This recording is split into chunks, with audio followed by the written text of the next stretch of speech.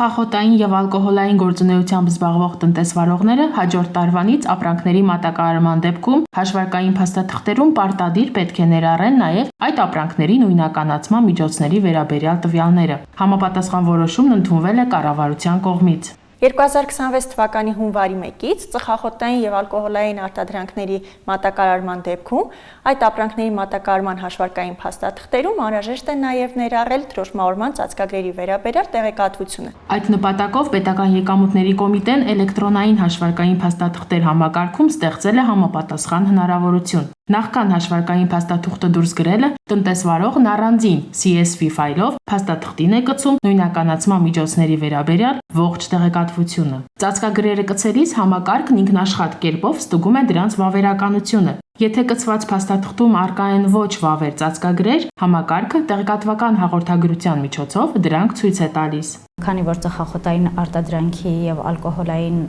խմիչքների դեպքում պարտադիր է լինելու հաշվարկային փաստաթղթում նույնականացման միջոցների ներառումը, արդեն համակարգի կողմից ցուցադրվելու է ոչ թե զգուշացնող, այլ արգելող հաղորդագրություն, տեսնել ավելին հղմամբ անցնելու դեպքում հնարավոր կլինի տեսնել, թե հաշվարկային փաստաթղթում ներառված նույնականացման միջոցի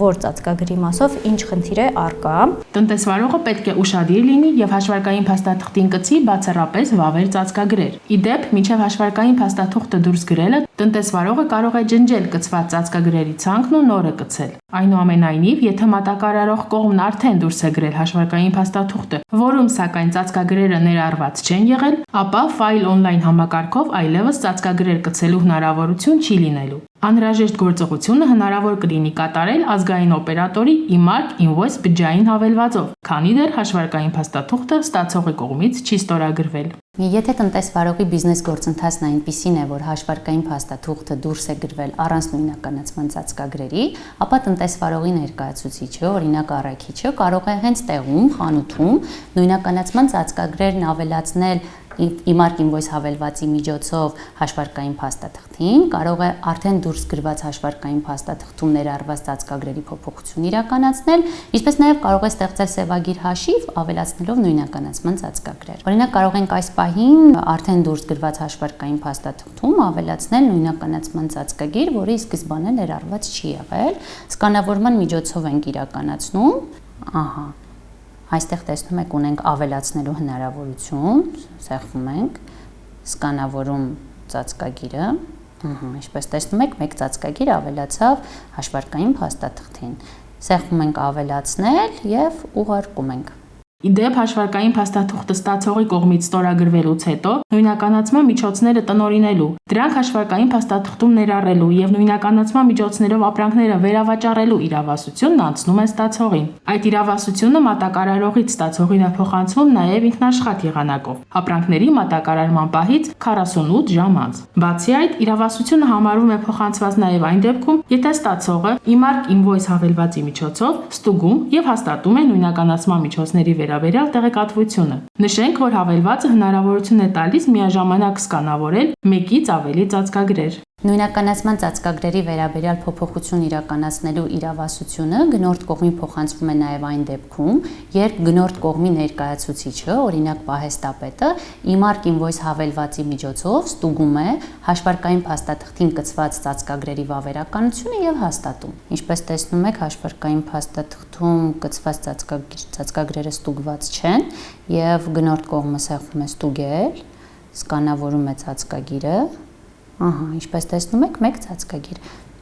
ավարտել։ Եվս մեկ բարեփոխում եւ հստակեցում։ Եթե կազմակերպությունը կամ պետական մարմինն ապրանքները ձեռք է բերում սեփական կարիքների համար, այսինքն չի նախատեսում դրանք վերավաճառել, ապա ֆայլ on-line համակարգի միջոցով կարող է համապատասխան նշում կատարել։ Ապրանքը նախատեսված է վերջնական սպառման համար։ Նշումը կատարելուց, հաստատելուց եւ հաշվարկային փաստաթուղթը ստորագրելուց հետո այդ փաստաթղթին կցված ապրանքների ծածկագրերն ինքնաշխատ կերպով ստանում են շրջանառությունից հանված կարգավիճակ։ Եթե դրոշմավորված ապրանքները ստացողը համարվում է այդ ապրանքների վերջնական սպառողը, հնարավորություն ունի այդ մասին հայտնել, նշելով, որ նա հանդիսանում է այդ ապրանքների համար վերջնական սպառող։ Դա հնարավոր է համակարգում կատարել երկու եղանակով, մեկը, որ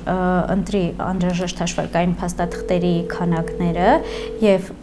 սեղմի վերջնական սպառում կոճակը, Մյուս տարբերակով համապատասխան նշումը հնարավոր է կատարել անմիջապես տվյալ հաշվարկային փաստաթղթի մեջ։ Իսկ հյուրանոցային, ռեստորանային կամ նմանատիպ այլ ոլորտներում գործունեություն իրականացնող տնտեսվարողները, որոնք նույնականացման միջոցներով ապրանքները վաճառում են մասնատելով, ծածկագրերը շրջանառությունից կկարողանան դուրս բերել ազգային օպերատորի մեկ այլ IMARC Receipt տեղեկատվական հավելվածի միջոցով։ Կառավարության կողմից սահմանվել են այն դեպքերը, երբ դրոշմավորման ծածկագրերը հնարավոր կլինի շրջանառությունից հանել բջջային հավելվածի միջոցով։ Այդպիսի դեպքերից է օրինակ ապրանքի մասնակի օտարումը, դրոշմավորված ապրանքները այլ ապրանքի արտադրության համար օգտագործումը կամ սեփական կարիքների համար օգտագործումը, ինչպես նաև այն դեպքերում, երբ դրոշմավորված ապրանքը օգտագործվում է ծառայության մեջ եւ դրա արժեքը ներառված է արդեն ամբողջ ծառայության արժեքի մեջ։ IMARC Receipt տեղեկատվական հավելվածի միջոցով տնտեսվարողները կարող են սկանավորել իրենց մոտ առկա ապրանքների նույնականացման ծածկագրերը եւ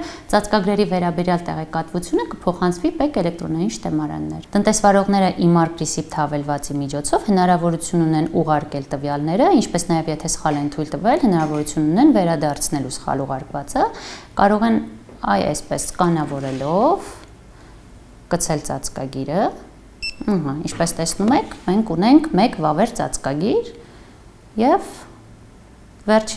ծածկագիրը ուղարկվեց ՊԵԿ տեղեկատվական շտեմարան։ Այսպիսով, նոր գործիքների կիրառմամբ պետությունը կկարողանա լիարժեք վերահսկել դրոշմավորված ապրանքների շրջանառությունը արտադրությունից մինչև վերջնական սպառում։ Իսկ տնտեսվարողը հնարավորություն կունենա նույնականացման միջոցների վերաբերյալ տվյալները ստուգել, անհրաժեշտության դեպքում շրջանառությունից հանել էլեկտրոնային հարթակների միջոցով։